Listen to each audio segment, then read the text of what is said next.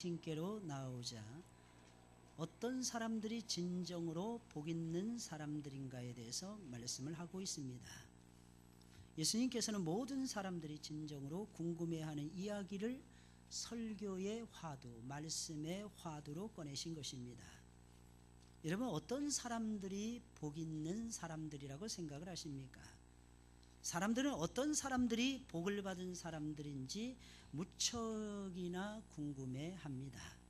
남부럽지 않은 재산을 소유한 부잣집에서 태어난 사람들을 보면 우리는 보통 복을 타고났다고 말을 합니다.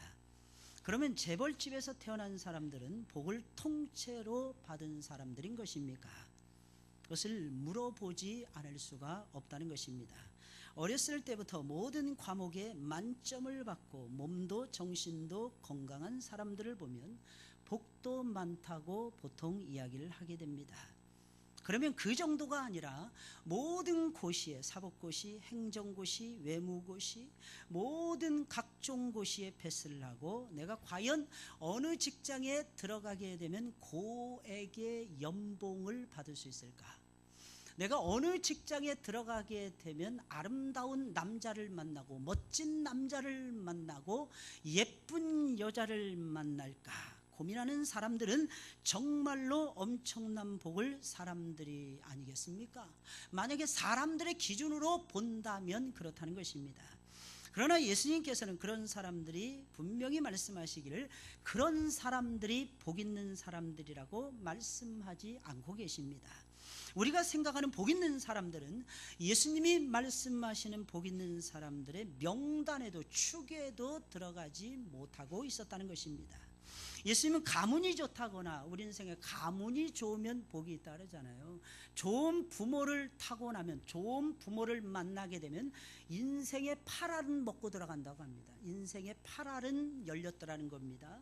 가문이 좋다거나 아니면 공부를 잘한다거나 똑똑해서 공부를 잘한다거나 아니면 건강하다거나 돈을 많이 벌었다거나 사랑에 성공을 했다거나 그런 사람들이 복 있는 사람들이 아니라 예수님이 말씀하시는 복 있는 사람들은 영혼이 건강해서 하나님 앞에서 아주 정직한 반응을 보이는 믿음의 사람들이 복 있는 사람들이라고 천명을 하고 계십니다.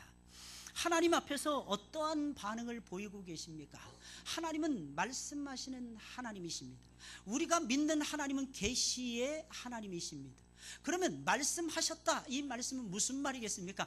그 말씀에 반응을 보여야만 된다는 것입니다. 그 말씀에 반응을 보이는 것을 가리켜서 뭐라고 얘기하느냐? 믿음이라고 묘사를 하고 있는 것입니다. 그것을 가리켜서 하나님 앞에서의 정직한 반응이라고 말을 하는 것입니다. 사랑하는 여러분들, 다시 한번 물어보겠습니다. 하나님 앞에서 여러분들은 어떠한 반응을 보이고 계십니까? 진정 하나님 앞에서 정직한 믿음의 반응을 보이고 계십니까?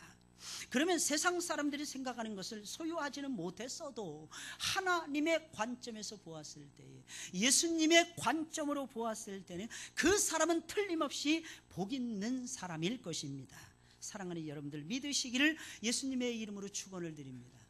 예수님이 말씀하시는 복의 개념하고 세상 사람들이 생각하는 복의 개념은 확연하게 다르다라고 하는 사실입니다. 그래서 예수님 말씀하셨죠. 내 생각은 너희 생각하고 다르다. 예수님 천명하고 계시잖아요. 여러분, 예수님의 생각, 여러분들의 생각 다릅니다. 여러분, 예수님의 마음, 우리들의 마음하고 분명히 다릅니다. 그러니 사랑하는 여러분들, 예수님의 생각과 세상 사람들의 생각이 얼마나 차이가 나겠습니까? 사랑하는 여러분들, 이 사실을 저와 여러분들이 재면서, 마치 자로 재면서 하나님의 말씀으로 재면서 저와 여러분들은 살아가셔야만 될 것입니다. 그럼 예수님이 생각하시는 복 있는 사람들은 구체적으로 어떤 사람들이었습니까? 첫째로 가난한 사람들이었습니다. 여러분, 예수님이 말씀하시는 복 있는 사람들은 부자가 아니라 가난한 사람들이었다고 하는 사실입니다. 오늘 본문 20절에 나와 있는 말씀입니다. 예수께서 눈을 들어 제자들을 보시고 가라사대 가난한 자는 복이 있나니 하나님의 나라가 저희 것이미요 라고 말씀을 하고 있습니다. 예수님께서는 우리가 생각하는 것과는 완전히 정반대로 가난한 자가 복이 있다고 말씀하고 계십니다. 예수님께서 눈을 들어 자신에게 나오는 사람들을 살펴보니까 대부분이 가난한 사람들이었습니다. 세상적으로 내놓을 만한 것이 전혀 없는, 정말로 볼품이 없는 사람들이 대부분이었던 것입니다. 그러나 예수님은 그런 사람들을 향해서 가난한 자들이 복이 있다고 예수님은 말씀하고 계신 것입니다. 왜 그런 것입니까? 가난한 자들은 하나님 나라를 차지하기 때문이라는 것입니다. 여러분, 가난한 사람들이 하나님 예수님이 보셨을 때는 진정 복 있는 사람들인데 왜 그러느냐? 천국이 저들의 것이 되기 때문이라고 하는 사실입니다. 여러분, 이 말씀을 듣던 제자들은 아마도 깜짝 놀랐을 것입니다. 왜냐하면 그들의 생각과는 완전히 정반대로 예수님께서 말씀하고 계셨기 때문입니다. 통상적으로 유대인들은 하나의 거룩한 교회라고 하는 사회를 이루고 있었습니다. 그들은 전부 다 말씀에 반응하는 사람들이었습니다. 전부 다 하나님을 믿는 하나님의 백성들이었습니다. 그래서 그들은 그들 가운데서 최고의 복을 받은 하나님 나라를 따는 당상처럼 생각하는 사람들은 누굴까? 그들 가운데 의견이 분분했는데 그들은 생각하기를 대체적으로 부자면은 하나님 나라에 무조건 들어간다, 이렇게 생각을 하고 있었습니다. 쉽게 말씀드리면 이 세상에서 잘 먹고 잘 사는 사람들은 무조건 하나님의 나라에 들어갈 것이다 라고 생각을 하고 있었더라는 것입니다.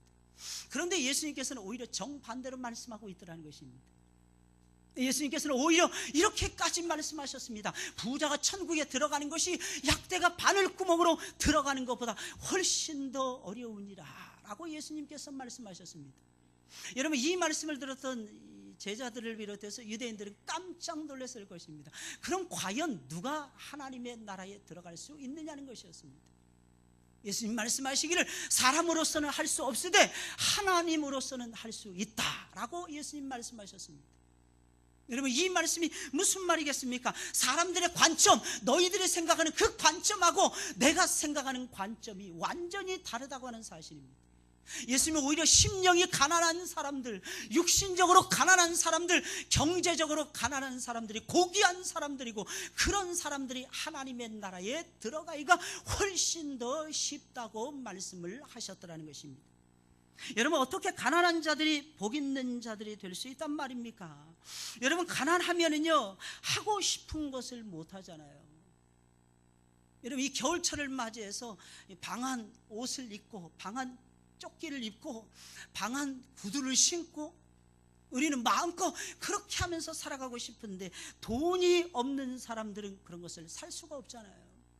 멋있는 노란색 파카도 입고 싶고 빨간색 파카도 입고 싶고 어떤 때는 조끼도 입고 싶고 외투도 멋진 것으로 갈아입고 싶고 모피도 입고 심지어는 호피도 입고 싶은데 돈이 없으면 하고 싶은 것을 못 하잖아요. 여러분들, 또한 가난하면 불편하잖아요.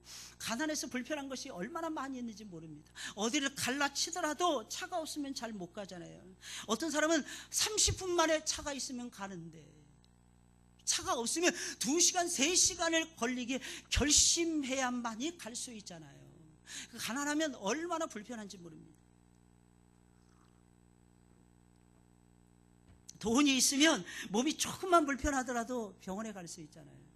아무런 부담 없이 병원에 가서 건강검진할 수 있고 내 머리부터 발끝까지 어디가 이상이 있는지 체크해 볼 수 있잖아요.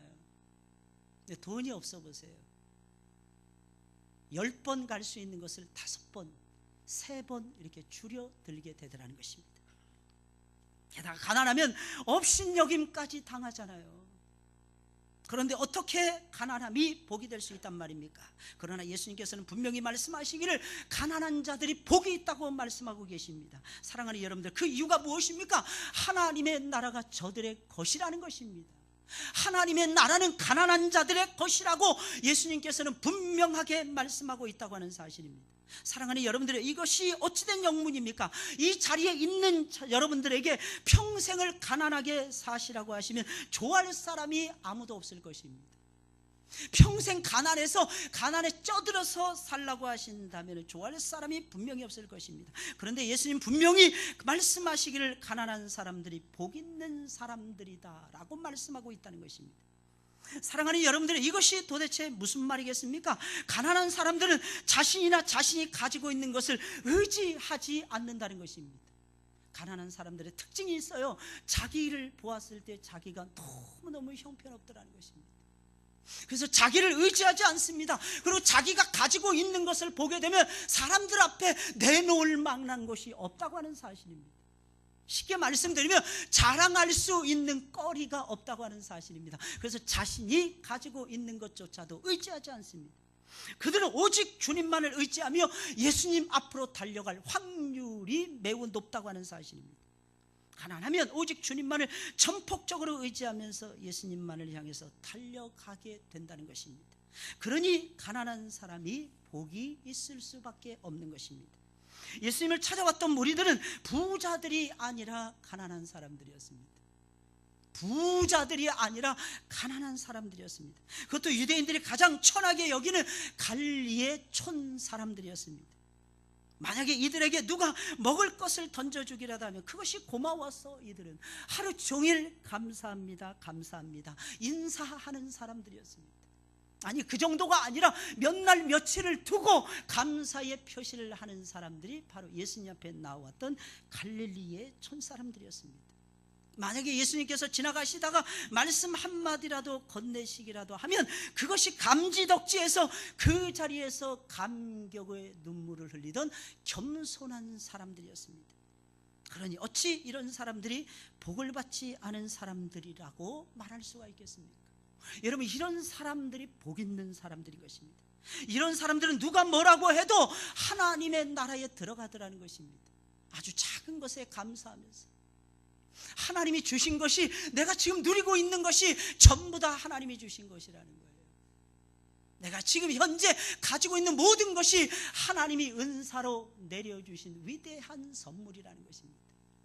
그래서 하나님 앞에 나와서 하나님 앞에 나오는 것이 감격스러운 것이고, 어쩌다가 한번 예배를 드리고 하나님의 말씀에 은혜라도 되기라도 하면 마음을 활짝 열어놓고, 오 주님, 내가 죄인입니다. 오 주님, 내 삶을 인도하여 주옵소서. 내 인생의 주인은 내가 아니라 하나님이십니다. 하나님이 나의 왕이십니다. 하나님이 나의 구주가 되십니다. 나는 오직 왕이신 하나님만을 위해서 살아가겠나이다. 내 인생의 위대한 목적은 내가 아니라 내 안에 계신 예수 그리스도이십니다. 그러니 나는 그 목적을 따라서 다윗 왕이 그렇게 살아갔던 것처럼 나는 내 인생의 목적을 예수 그리스도로 삼으면서 나는 살아가게 될 것입니다. 이렇게 고백하는 사람들이, 사랑하는 여러분들이요, 하나님의 나라에 들어가게 될 것이며 그 나라를 차지하며 예수 그리스도와 함께 영원 무궁토록 왕노릇 하고야 말 것입니다. 사랑하는 여러분들, 어떤 사람들이 복 있는 사람들입니까? 우리는 흔히 생각하길 많이 가지고 있는 부자들이 복 있는 사람들이라고 생각을 합니다. 그러나 예수님은 그렇게 말씀하고 계시지 않습니다. 예수님 말씀하시길 가난한 사람들이 복이 있다라고 예수님 말씀하고 계십니다. 아무것도 의지할 것이 없어서 오직 예수 그리스도만을 의지하겠다고 선포를 하면서 기꺼이 예수 그리스도의 품에 안겨버리는 그런 사람들, 바로 그런 사람들이 예수님이 보시기에는 복 있는 사람들이라고 하는 사실입니다. 물론 경제적으로 가난하다고 해서 무조건 다 복이 있는 것은 절대로 아니죠. 많은 사람들이 오해하는 것이, 이 말씀에 가난한 자들이 복이 있다고 하니까 아무것도 가지고 있지 않으면 무조건 복이 있다라고 생각을 하는데 절대로 그렇지 않습니다. 여러분, 가난함에도 불구하고 고집이 세다든지 아니면 자존심을 내세운다든지 자존심이 너무 강해서 예수 그리스도를 의지하지 않는다면, 예수님의 필요성을 느끼지 않는다면 미안하지만 그 사람은 미안하지만 복이 있는 사람이 아니라고 하는 사실입니다. 오히려 가난하다, 이 말씀의 의미는 나는 의지할 존재가 못 되니까 나는 예수님만을 의지하고 살기를 원합니다. 나는 예수님을 사랑합니다. 나는 그 예수님이 좋습니다. 나를 위해서 십자가에 달려 돌아가신 그 예수님을 사랑합니다. 나는 오직 나사렛 예수 그리스도, 그분만을 위해서 살아가겠습니다. 나 그분을 의지합니다. 나는 그분이 좋습니다. 누가 뭐라고 해도 나는 그분이 좋습니다. 심지어는 내가 가난하게 된다고 할지라도, 아니 영원 무궁토록 평생을 내가 가난하게 산다 할지라도 내 마음속에 구주는 예수 그리스도 한 분뿐이고 나는 그분만을 위해서 살아가겠습니다. 이 세상에 있는 아무리 좋은 것이라도 나는 좋게 보지 않고 그 예수 그리스도만을 나는 좋게 보면서 그 예수님만을 따라가기를 소원합니다. 사랑하는 여러분들, 그 사람들이 가난한 사람들, 그 사람들이 진정 예수님이 말씀하시는 가난한 사람들이라고 하는 사실입니다. 그런 사람들은 설령 가난하다고 해도 사랑하는 여러분들, 그 안이 예수님이 계시기에 예수 그리스도께서 그들의 삶을 끌고 가시기에, 사랑하는 여러분들, 지금은 그들의 인생이 안 풀려 보인다 할지라도 아마 언젠가는 그들의 인생이 열리고 풀리는 큰 기적이 일어나고야 말 것입니다. 마치 홍해 바다가 갈라지는 것처럼, 마치 홍해 바다가 갈라지는 것처럼, 마치 요단 강물이 창화하는데도 불구하고, 창이라는데도 불구하고 언덕 위에 높이 서버리듯이, 그래서 그 길로 이스라엘 백성들이 가나안 땅으로 들어갔듯이 하나님께서는 저와 여러분들의 삶에 새로운 길, 놀라운 역사, 이런 것을 일으키시면서 새로운 역사를 불러오시고야 말 것입니다. 둘째로, 지금 줄인 사람들이 바로 복 있는 사람들인 것입니다. 오늘 21절 상반부에 있는 말씀을 보게 되면, 이제 줄인 자는 복이 있나니 너희가 배부름을 얻을 것이며 라고 말씀하고 있습니다. 이제 줄인 자, 이제 줄인 자, 이 말씀의 의미는 지금 줄인 자를 얘기하는 것입니다. 이 줄인다는 것은 가난한 것보다 훨씬 더 어려운 상태를 말하는 것입니다.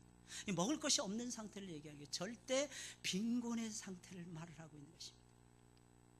사랑하는 여러분들, 사람이 줄이면 어떻게 됩니까? 여러분, 사람이 줄이게 되면 배고픔 때문에 엄청난 고통을 당하기에 당장 허기진 배를 채우지 않으면 견딜 수가 없습니다.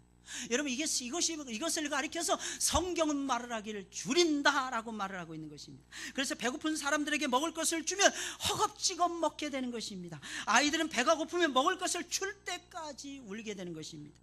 사랑하는 여러분들이요, 이 얼마나 처절하고 절박한 것입니까? 여러분, 이것을 가리켜서 성경은 줄인다라고 말하고 있는 것입니다. 그런데 왜 주님께서는 이런 처절한 굶주림을 가리켜서 복이라고 말씀하신 것입니까? 여러분, 굶주림 자체는 복이라고 말할 수 없지만, 굶주림을 통해서 줄여있는 내 영혼을 바라보면서 뭔가 채워야 한다는 갈증과 갈망을 느낀다면 그것은 복이 된다고 하는 사실입니다. 분명히 그런 굶주리면 복이 되는 것입니다. 사랑하는 여러분들, 가난한 사람들은요, 거듭난 사람들은요, 오랫동안 하나님의 말씀을 듣지 못하게 되면 영혼의 굶주림을 느낍니다. 여러분, 세상에 있는 어떤 것으로도 영혼의 굶주림은 채울 수가 없기에 영적인 엄청난 고통을 느끼게 되는 것입니다. 영혼의 굶주림은 오직 하나님의 말씀으로만 채울 수가 있는 것입니다. 그래서 영혼이 굶주려 있는 사람들은요, 말씀을 먹지 않으면 그 영혼의 배를 채울 수가 없더라는 것입니다. 그래서 그 영혼의 배를 채우기 위해서 우리는 무엇을 하느냐? 하나님의 말씀 앞으로 달려가게 되는 것입니다. 사랑하는 여러분들, 하나님 말씀을 사랑하시기를 예수님의 이름으로 축원을 드립니다. 무엇에 사랑하는 여러분들 굶주려 계십니까? 혹시 맛있는 음식? 어떤 분들은 예배당에 이렇게 딱 들어오잖아요. 그러면 기가 막히게 점심 메뉴를 알아맞히시는 분들이 계시더라고요. 이상하게 식당으로 내려가지 않았는데도 불구하고 2층으로 올라왔는데도 불구하고 냄새만 딱 맡으면서도 정확하게 점심 메뉴가 무엇이다 하는 것을 알아맞히시더라고요. 할렐루야. 야, 정말 대단하신 분들이에요. 할렐루야. 정말 대단하신 분들. 아마 굶주려서 아마 그런 것 같아요. 아마 아침을 못 드시고 오시거나 아니면 뭔가 먹을 것을 교회에서 준비했다는 냄새를 맡고 그렇게 말씀하시는지도 모르겠습니다. 그런데 오늘날에는요, 먹을 것 때문에는 그렇게 염려하지 않으셔도 됩니다. 오늘날에 많은 사람들이 너무 잘 먹어서 병이 생겨요. 제가 어렸을 때는 당뇨, 고혈압 이런 질병에 사람들이 거의 걸리지 않았습니다. 근데 오늘날에 보면은 당뇨, 고혈압이 한 3분의 1 정도 된다고 합니다. 암도 3분의 1 정도 된다고 합니다. 왜 그럴까요? 식생활이 바뀌어졌기 때문이라고 하는 사실입니다. 먹을 것이 너무너무 많은 것입니다. 집에 가도 먹을 것이 있습니다. 교회에 오셔도 먹을 것이 있습니다. 직장에 가셔도 먹을 것이 너무 많습니다. 먹을 것이 너무 많으니까 배가 꺼질 새가 없는 것입니다. 그러니까 질환에 걸리는 것입니다. 오히려 지금 이 시대에는요, 먹을 것이, 제가 보기에는 한국 사회를 바라봤을 때는 먹을 것이 없는 것이 축복이라고 하는 사실입니다. 오히려 줄인 것이 축복이라는 것입니다. 사랑하는 여러분들, 오늘부터 혹시 배가 3개월이라고 생각되시는 분이 계십니까? 아니면 5개월이라고 생각되시는 분이 계십니까? 더 심한 사람들은 한 7개월 이상이라고 생각하시는 분들이 계십니까? 제발 결심하시기를 예수님의 이름으로 부탁을 드립니다. 제발 좀 결심하시고 여러분들은 살아가 보세요. 무슨 결심일까요? 5시 이후에는 먹지 않으련다. 이 결심 한번 해보세요. 저도 오늘 아침에 일어나서 재보니까 제가 보통 33인치인데 허리 사이즈가 오늘 보니까 33.5cm예요. 이렇게 쭉 보니까 33.5인치 정도 되더라고요. 배가 약간 이렇게 나와 보입니다. 그러면 제 배가 나온 것입니다. 조금 지나치면 35인치까지 늘어날 때도 있어요.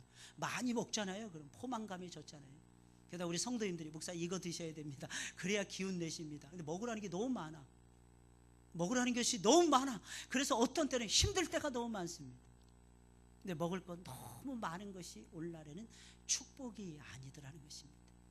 예수님 말씀이 정말 딱 맞는 것 같아요. 우리 어렸을 때 만약에 이 말씀을 보았다면 아마 이렇게 생각, 예수님, 내가 지금 먹을 것이 없는데, 나는 빵 한 쪼가리라도 먹을 수가 없는데, 나는 밥 한 공기도 먹을 수가 없는데. 아닙니다, 사랑하는 여러분들. 오히려 줄이고 목마른 것이 저와 여러분들에게는 축복이라고 하는 사실입니다. 사랑하는 여러분들, 무엇이 복이라고 생각? 가난한 게 복이에요. 여러분, 먹을 것이 없어가지고 줄인 배를 끌어안고 있는 것이 복이라고 하는 사실입니다. 내 줄인 배를 끌어안고 있잖아요. 그러면 내 영혼이 갈증에 잠겨있고 내 영혼이 갈망하고 있다는 것을 저와 여러분들이 쉽게 발견해 볼 수 있는 것이 아니겠습니까? 배가 부르잖아요. 그러면 내 영혼도 부자인 것처럼 착각을 하게 되더라는 것입니다. 나는 모든 것이 만족스러워. 나는 모든 것이 다 갖추어져 있어. 여러분, 그때부터 무엇이 생기느냐? 입맛이 없어진다는 것입니다. 입맛이 없을 때 오히려 입맛이 땡기는 거예요. 여러분, 영혼도 갈증을 느끼고 영혼도 힘들고 영혼도 정말로 어려움에 잠겨져 있을 때에 하나님을 갈망하게 되는 것입니다. 오늘날의 그리스도인들의 제일 큰 문제가 무엇이라고 생각해요? 배가 부르다는 거예요. 배가 부르다. 그래서 문제가 뭔지를 몰라요. 나에게 내 영혼의 문제가 무엇인지 모르는 거예요. 내가 지금 현재 배가 부른 것입니다. 내 등이 따뜻한 거예요. 근데 오히려 배가 고프잖아요. 오히려 등이 따뜻하지 않고 춥잖아요. 어떻게 해서라도 그 배를 채우려고 하고 그 등을 따스하게 하기 위해서 애를 씁니다. 그런 사람들은 두말할 필요도 없이 나는 예수님이 좋습니다. 예배당에 오셔서 찬송하나? 빛나고 높은 보좌와 그 위에 앉으시. 그러면 이상하게 코끝이 찡해지는, 영축을 나를 살리려 그 영광 버리고. 눈에서 달기똥 같은 눈물이 뚝뚝 떨어지는 것이. 네, 줄여 있는 내 영혼이 보여지니까. 육신의 배는 꽉 틀어차 있는 것 같은데, 육신의 등은 따뜻한데 영적인 등줄기에는 식은 땀이 오히려 흘러내리더라는 것입니다. 내 영혼은 굶주려 있다고 하는 사실입니다. 그럼에도 불구하고 더 놀라운 사실은 우리가 그것을 인식하지 못한 상태에서 살아가고 있다는 거예요. 지금 한국 교회의 상태가 그렇다고 하는 사실입니다. 한국 교회의 상태는 곧 저와 여러분들의 영혼의 상태가 아니고 무엇이겠습니까? 사랑하는 여러분들, 거듭난 사람들은요, 떡으로는 못 삽니다. 미안하지만 떡으로만 사는 것이 아니라 하나님의 입에서 나오는 모든 말씀이 들려져야만이 살게 되더라고 하는 사실입니다. 우리의 영혼의 굶주림, 오직 하나님의 말씀으로만이 채워갈 수가 있는 거예요. 그 어떤 다른 것으로도 우리의 영혼의 굶주림은 절대로 채워갈 수가 없습니다. 그래서 저는 문제가 생길 때마다 무엇을 하느냐? 제 서재에 틀어박혀서 계속해서 성경을 읽습니다. 계속해서 하나님의 말씀을 묵상을 합니다. 어젯밤에도 오늘 새벽에도 4시 44분에 일어나서 계속해서 하나님의 말씀을 묵상합니다. 지금 4번째 설교를 하고 있는 것입니다. 너무 놀라운 사실은요, 제가 하나님 말씀을 보면 볼수록 이상하게 내 영혼이 기쁘더라고요. 내 영혼은 살아나더라고요. 할렐루야. 여러분들의 영혼이 살아나기를 진정으로 원하십니까? 잠자고 있지는 않습니까? 사랑하는 여러분, 깨어있기를 진정으로 원하십니까? 근신하시기를 진정 원하십니까? 그렇다면 사랑하는 여러분들, 하나님의 말씀을 제발 좀 우악스럽게 좀 드세요. 사랑하는 여러분들, 이 말씀은 신령한 젖이야. 맨날 젖만 먹지 마시고 말입니다, 단단한 식물들도 한번 소화해 내보세요. 저 말씀은 너무 어려워, 포기하지 마세요. 저 말씀은 너무 쉬워, 아닙니다. 그 쉬운 말씀이 복음의 말씀이라니까요. 할렐루야. 사랑하는 여러분들, 진정으로 거듭난 사람들은 사슴이 신의 문을 찾기에 갈급함 같이 하나님의 말씀을 갈망을 하게 되는 것입니다. 그리고 더 나아가서는 하나님의 말씀만을 찾게 되는 것입니다. 이유가 무엇입니까? 말씀의 은혜를 받아야 내 영혼이 살아날 것이 아니겠어요? 말씀의 은혜를 받는 것이 여러분들 어떻게 생각하십니까? 그렇다면 우리가 말씀을 배우고 말씀의 은혜를 받는 일에만 주력을 하다 보면, 시간을 쏟다 보면 세상 일은 언제 한단 말입니까? 그건 우렁이 각시가 알아서 하는 거죠. 우렁이 각시가. 할렐루야. 내가 하는 것이 아니에요. 천사들이 와서 다 해줘. 여러분, 내 자식을요, 내가 키우려고 해보세요. 내 자식을 어떻게 바르게 키웁니까? 어떻게 말씀 중심으로 키웁니까? 집에 들어가라, 방에 들어가라 그러면 들어가기 싫어요. 이러는 자식인데. 청소라도 해라 그러면 엄마는 뭐하고요? 이러는 자식인데. 야, 두부 한 번 사라. 엄마는 손이 없어요, 발이 없어요. 지난번에 마트 갔다, 차 있잖아 엄마. 엘리베이터 타고 내려가서 마트에 가서 차 사오세요 엄마. 그런 싹퉁바가지 자식들이, 사랑하는 여러분들, 뭘 기대를 많이 하십니까? 근데 사랑하는 여러분들, 꼭 기억하시기 바랍니다. 여러분들께서 사랑하는 자녀들을 위해서 눈물로 기도하시면서 영적으로 살아가게 되잖아요. 영적인 건강을 위해, 신체적인 건강, 지적인 건강, 사회적인 건강, 이 중심에는 영적인 건강이 있어요. 그 영적인 건강을 유지하면서 저와 여러분들이 자녀들을 위해서 기도하면서 살아가잖아요. 그럼 그 자녀들은 하나님께서 책임져 주십니다. 제발 좀 믿으세요 여러분들. 내가 내 자식을 쫓아다니면서 어떻게 돌봅니까? 물론 자녀들이 잘 모를 때는 가르쳐줘야 되겠죠. 이거 이렇게 해라, 저거 저렇게 해라. 영적으로 지성이 번성해야 되는데 지적으로는 이렇게 성장해야 된다. 부모는 가르쳐줘야 됩니다. 그러나 다 해줄 수 없습니다. 그 나머지는 하나님이 다 알아서 해주시는 거예요. 하나님이 천사들, 우렁각신 천사들을 보내주셔서 하나님께서 쫓아다니시는 것입니다. 야, 졸지 말고 깨어있어. 수업시간에 학원에 가서, 야, 정신 차리고, 너는 국어가 딸리잖아. 그러니까 국어 시간을 두 눈을 부릅뜨고 이번에는 90점 이상 나와야 돼. 이 역할은 천사들입니다. 성령께서 하시는 것입니다. 부모가 백날 얘기해봤자 그건 잔소리일 뿐입니다. 엄마는 하세요. 마이동풍입니다. 우이독경입니다. 근데 성령께서 속사람을 뒤집어 놓잖아요. 그러면 깨어나는 거야. 화들짝 놀라서 깨어나는 것입니다. 내가 이렇게 살면 안 되지. 할렐루야. 하나님이 하시는 거예요. 그렇다면 부모는 어떻게 해야 되냐? 부모는요, 자신들의 영혼 관리를 잘 하셔야 되는 것입니다. 날마다 성경을, 저는요 하루에 3장씩 읽고 주일날 5장 읽으면 일도 간다 그러잖아요. 근데 저는 어떻게 하느냐, 그거라도 유지하기 위해서 저는 결심을 합니다. 늘 하루에 10장 이상씩 성경을 봐야 되겠다, 이 생각을 합니다. 어떤 때 오해하지 마세요. 어떤 때는 20장, 50장, 100장씩도 막 읽어야 됩니다. 계속 성경을 읽어요. 제 안을 자꾸 채우는 거예요. 근데 제 안을 채우잖아요. 근데 놀라운 역사가 벌어지더라고요. 제가 누구를 만나든지 그 영혼이 살아나도록 말을 하더라고요. 제가 성경으로 충만해 있으면요, 제가 성령이 충만해서 성경으로 채우잖아요. 성령이 충만해서 그 사람들에게 먹히는 말을 할 수 있도록 하나님이 해주시더라고요. 그건 자녀들 교육에서도 역시 마찬가지입니다. 아빠가 이걸 원해, 이 말만 해도 움직여지더라고요. 이게 성령의 역사가 아니고 무엇이겠습니까? 교회 속에서도 마찬가지입니다. 사랑하는 여러분들, 주의 일을요, 내가 회장인데 내 말을 들어주세요, 이러면 안 듣습니다. 근데 기도해보세요. 그리고 여러분들 성령이 충만해보세요. 말씀을 먹어보세요. 그리고 접근해보세요. 내 말을 들어주세요. 내가 가르치는 이 교훈을 한번 따라가 보세요. 그러면요, 자동적으로 따라오게 되어 있습니다. 할렐루야. 근데 내 영혼이 줄여있지 못하잖아요. 어떻게 채웁니까? 쉽게 말씀드리면 내 영혼이 죽어있다, 영적으로 내가 죽어있다, 이런 뜻입니다. 말씀이 딱 하면 살아나게 돼요. 중생의 역사가 막 일어납니다. 새로운 역사가 막 일어납니다. 회개의 역사가 막 일어납니다. 믿음의 역사가 막 일어납니다. 나는 하나님의 아들이야, 이것을 놓치지 않습니다. 나는 하나님의 백성이야, 이것을 놓치지 않습니다. 근데 시험에 빠지잖아요. 자기가 누구인지를 몰라. 왜 하나님의 말씀을 안 들려오니까 하나님의 말씀을 제발 들으시기를 예수님의 이름으로 축원을 드립니다. 육신이 줄이잖아요. 배가 고프잖아요. 말씀이 막 들려옵니다. 하나님의 말씀이 막 들려와요.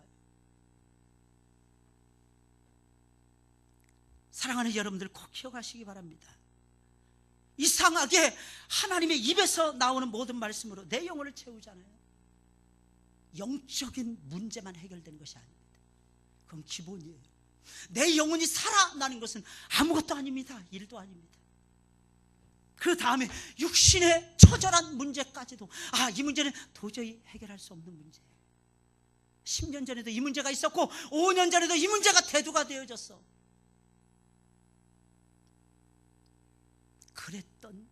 그랬던 아주 고질적인 육신의 문제까지도 하나님의 말씀으로 충만하고 여러분들이 무장하고 서 있게 되면 그 문제도 하나님이 해결해 주십니다.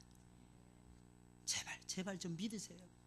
연말 연시에 여러분들 무엇이 모자랐다고 생각하십니까? 지난 1년 동안 여러분들의 인생에 말씀이 모자랐어요. 여러분들의 인생에 기도가 모자랐어요. 속은 있어가지고 요즘 세일에 특별 새벽기도 안 나오시는 분들은 저하고 눈을 못 마주치고 피해 다니십니다. 와, 저 양심이 있어. 양심이. 그거 어떻게 양심이 살아나는지 모르겠어. 예배도 안 드렸는데, 새벽 예배도 안 나왔는데, 누가 주무시네. 이거 코까지 고시고 주무시네. 아이고, 깨워주시기 바랍니다. 깨워주세요. 와, 코까지 고요. 얼마나 피곤하시면 저러시겠어요. 여러분들 많이 기도해 주시기 바랍니다. 여러분, 영혼이 잘 되면 범사가 잘 돼요. 언젠가는 뚫려, 언젠가는 열려. 나도 모르는 사이에 열려. 나도 모르는 사이에 이 일이 성사되고 있어. 근데 영적인 관리를 잘 못하잖아요. 영혼이 잘 되지 않잖아요. 열심히 내가 쫓아다니면서 막 발이 닳도록 움직입니다. 근데 참 이상해요. 99.99%는 됩니다. 어떤 사람 별명이 99.9%라는 별명 가진 사람도 있더라고요. 근데 나머지 0.1%가 안 돼서 안 되는 거야. 잘 되는 것 같죠? 여러분들의 인생. 근데 참 놀라운 사실은 말씀으로 여러분들의 영혼을 막 급박하게 막 채워가는 거예요. 지금 줄이다 이렇게 생각하는 거예요. 어제 줄였다 이거 아닙니다. 그래서 내가 은혜를 받았다 이거 아닙니다. 과거형이 아닙니다. Now, 지금 내가 굶주려 있더라, 지금 내가 헝그리 하더라는 것입니다. 지금 내가 스타빙 하더라는 것입니다. 근데 놀라운 사실은 하나님께서 채워주시더라는 것입니다. 아니, 그 정도가 아닙니다. 내가 절대 빈곤, 나는 패밀 상태에 있습니다. 절대 빈곤 상태에 있더라는 것입니다. 놀라운 사실은요, 그러면서 하나님 말씀 채우잖아요. 가능성이 10%도 안 보입니다. 근데 시간이 지나면 70%, 80%, 90%, 95% 어느 쑥 들어보니까 100% 완성이 되어져 있다는 것입니다. 이게 사는 거예요. 이게 사는 거예요. 사랑하는 여러분들, 제발 이렇게 살아가시길 예수님의 이름으로 축원을 드립니다. 세 번째로, 지금 우는 자들이 복 있는 사람들입니다. 21절 하반부, 이제 우는 자는 복이 있나니 너희가 웃을 것이며. 여러분, 보통 웃는 자들이 복이 있지 우는 자들이 복이 있지 않습니다. 웃어야 복이 오기에 웃는 것이 복이 되는 것입니다. 그러나 예수님 정반대로 말씀하고 있습니다. 우는 자가 복이 있는데 예수님 말씀하시기를 지금 우는 자가 복이 있다고 예수님 말씀하고 계십니다. 사랑하는 여러분들, 이 말이 무슨 말이겠습니까? 지금 복을 받지 마시고 지금 고난을 받으시라는 사실입니다. 지금 고난을 받는 자는 나중에 복을 받는다고 하는 뜻인 것입니다. 여러분, 세상을 바라보면 웃을 일보다는 울 일들이 훨씬 더 많아요. 왜 그런 것입니까? 하나님을 알아야 되는데, 하나님을 알아야 고상한 지식이 있어야 절대로 망하지 않고 살아갈 수 있는데, 온 세상 사람들은 하나님을 아는 고상한 지식이 아니라 자기의 욕심을 채우기 위해서, 자기의 욕망을 채우기 위해서 온 세상 사람들은 지금도 살아가고 있다고 하는 사실입니다. 하나님을 알지 못한 채, 다시 말씀해 영원한 지옥불, 음부를 향해서 열심히 달려가고 있다고 하는 사실입니다. 그러니 사랑하는 여러분들, 그런 사람들을 쳐다보고 있는데 어찌 저와 여러분들이 웃을 수가 있겠습니까? 마치 에스겔 37장에 나와 있는 죽음의 골짜기, 사망의 골짜기, 뼈의 골짜기에 있는 말라빠진 백성들처럼 말라빠진 모습을 그대로 하면서 세상 사람들이 지옥을 향해서 지금도 달려가고 있는데, 사랑하는 여러분, 성도라면 어찌 웃을 수가 있겠습니까? 두 번째로, 나 자신입니다. 나 자신을 쳐다보면 어찌 웃을 수가 있겠습니까? 내 영혼이 건강하지 못한데, 내 삶의 꿈이 분명하지 못한데, 하나님 말씀의 족적을 따라서 하나님을 사랑하며 하나님의 뜻대로 살아가고 있지 못하고 있는 내 자신의 모습이 보여지는데 어찌 사랑하는 여러분들 울지 않고 견딜 수가 있겠습니까? 그래서 밤이 맞도록 기도하는 것이, 예수님 그러셨어요. 예수님 그러셨어요. 예수님은 사람의 몸을 입고 우리가 똑같이 되기 위해서 이 세상에 내려오셨습니다. 우리는 예수님처럼 살아가셔야죠. 우리는 예수님 같이 되어져야죠. 예수님처럼 살아야죠. 하나님처럼 살아가야죠. 그래서 예수님 말씀하시는 거예요. 지금 우는 자들이 복이 있다.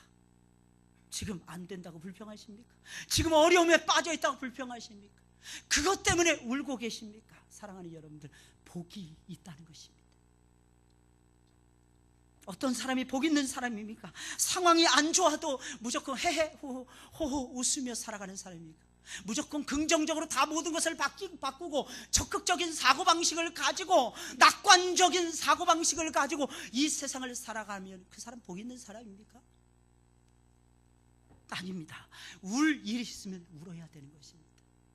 내 영혼의 상태, 주변에 있는 영혼들의 상태 바라보면서 그것을 바라볼 수 있는 안목을 가지고 우는 사람들이, 예수님 말씀하시길 진정으로 복 있는 사람들이라는 것입니다.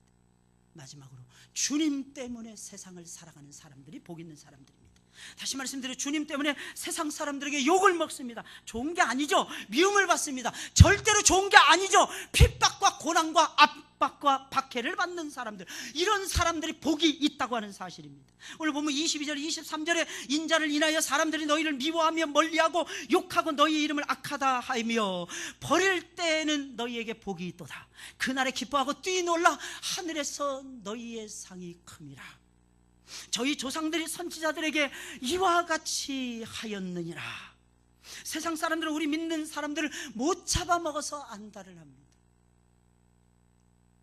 그래서 우리를 미워하고 욕하고 괴롭히는 것입니다. 왜 세상 사람들은 우리를 못 잡아먹어서 안달을 하게 되는 것입니까? 그것은 우리가 그들과는 완전히 다른 존재이기 때문입니다. 우리가 완전히 다른 생각을 하는 거예요. 완전히 다른 가치관을 가지고 있는 것입니다. 가치 기준이 확연하게 다릅니다. 생각하는 것이 분명히 다릅니다. 방법이 분명히 다릅니다. 삶의 모습이 다르다고 하는 사실입니다.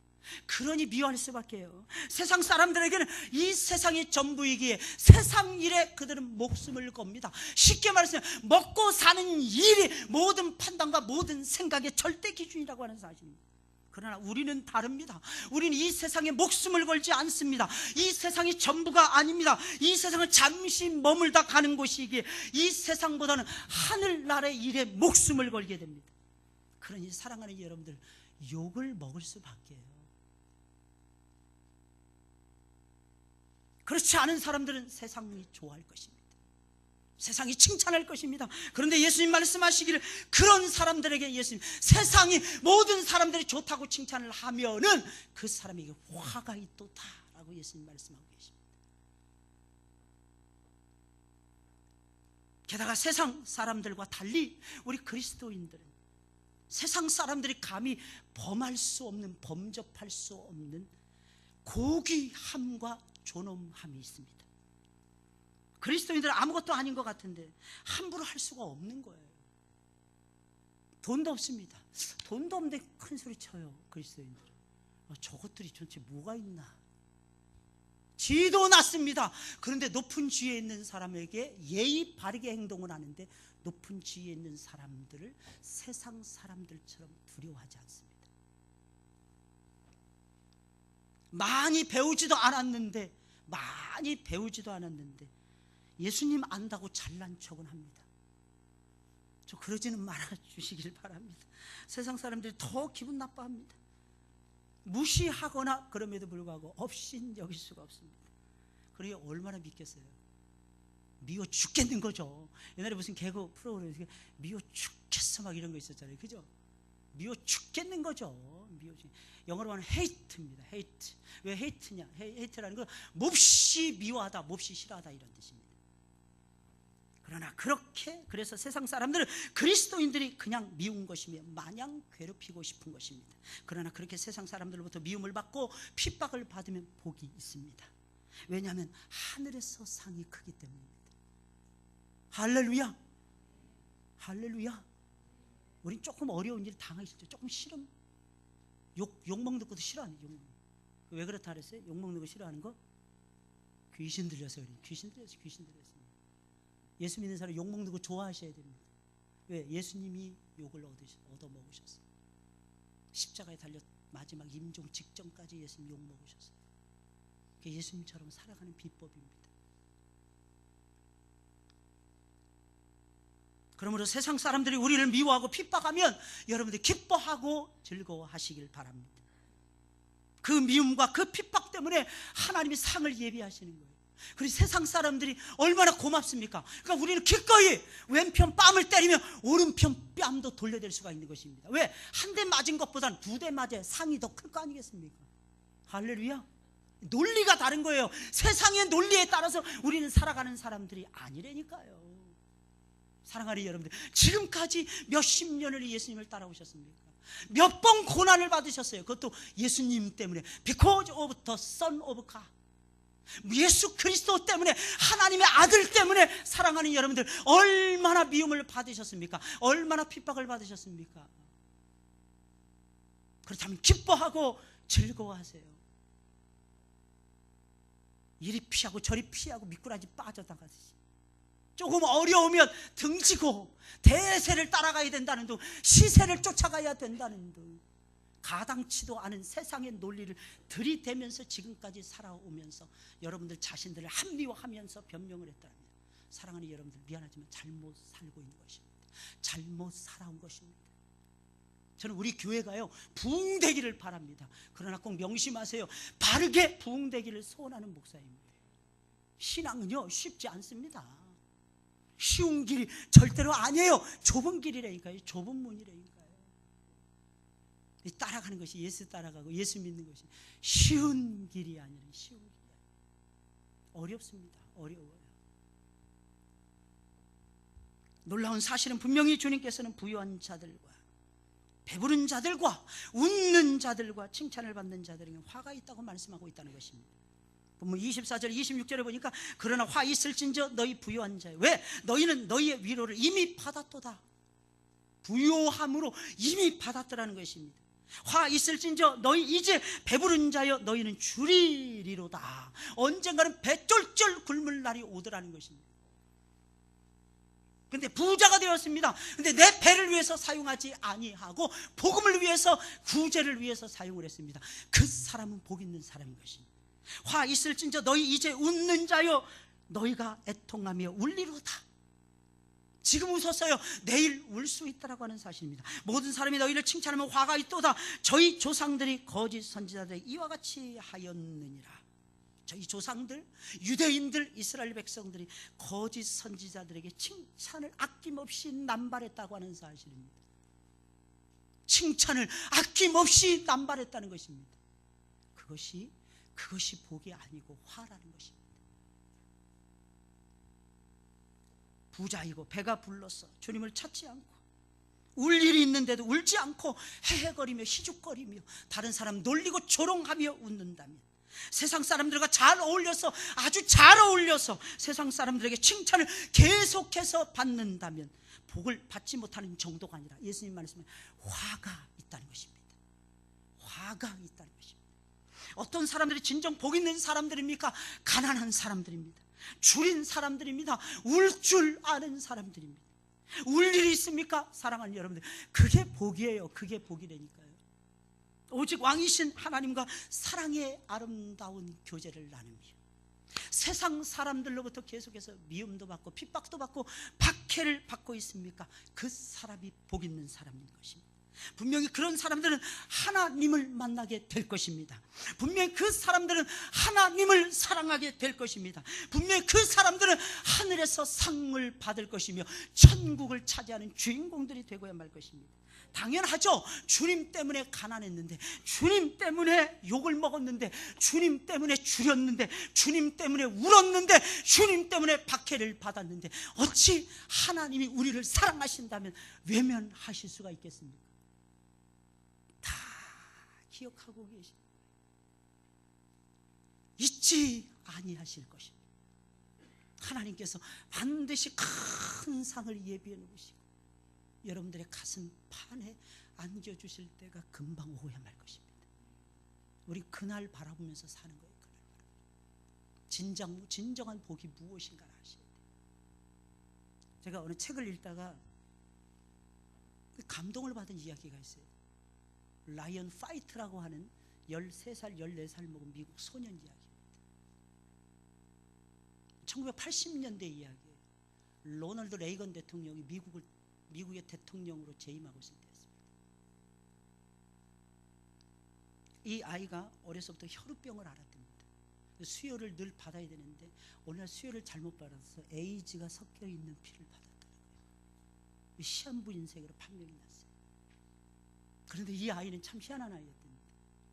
이 아이는 교회를 더 열심히 다녀요. 이 아이는 학교를 더 열심히 다니는 거예요.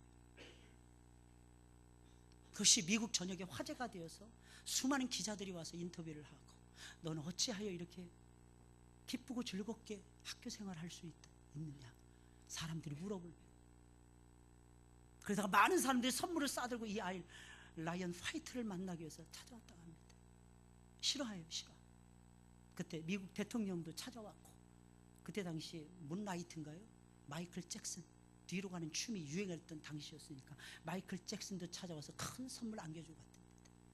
그런데 그로부터 5년이 지난 다음에 이 아이는 운명을 맞이하고 말았답니다. 마지막 죽어가는데 아빠가 이 아들을 향해서 이렇게 말했답니다. 아들아, 미안하다. 아빠가 참 미안하다. 많은 사람들이 너에게 많은 선물을 갖다 주었는데 아빠는 너에게 생명의 선물을 못 줬단다. 미안하다. 그랬더니 이 아이가 아빠의 흐르는 눈물을 닦아주면서 이 아이가 이렇게 말해요. 아빠 고마워. 아빠 사랑해. 아빠는 나에게 2개의 생명을 주었잖아. 첫 번째 생명은 육신의 생명을 주었고, 두 번째는 예수 생명을 주어서 나로 하여금 천국의 소망을 가지고 마지막 임종을 맞이할 수 있도록 아빠가 해주셨잖아요. 그러니 아빠, 나는 아빠에게 큰 선물을 받았습니다. 그러니 아빠 울지 마세요. 내가 먼저 하나님의 품에 가 있을게요. 그러면서 그 아이가 죽어갔다고 합니다. 사랑하는 여러분들, 이 세상에 살면서 진정한 복이 무엇이라고 생각이 드십니까? 없다고. 사랑하는 여러분들, 좋은 대학에 못 들어갔다고, 좋은 직장에 못 들어갔다고, 내 얼굴이 다소 사람들에게 조금 떨어진다고 해서, 내 키가 작다고 해서 사랑하는 여러분들이요, 혹시 불만족한 상태에서 하나님을 섬기고 있지는 않습니까? 예수님은 우리에게 생명을 주셨습니다. 예수님은 우리에게 복 있는 삶이 어떤 삶인지를 가르쳐 주고 계십니다. 이 예수님을 따라서 우리는 부자로 살아가셔야 될 것입니다. 진정 영적인 부자가 되어서 하나님을 기쁘시게 해드려야 될 것입니다. 어떤 삶을 복 있는, 내가 진정 복 있는 사람들인가 아닌가 하는 부분들을 사랑하는 여러분들 생각하시면서 살아가시길 예수 그리스도의 이름으로 축원을 드립니다. 우리 찬송을 부르면서 우리 준비하신 예물 하나님 앞에 드리겠습니다.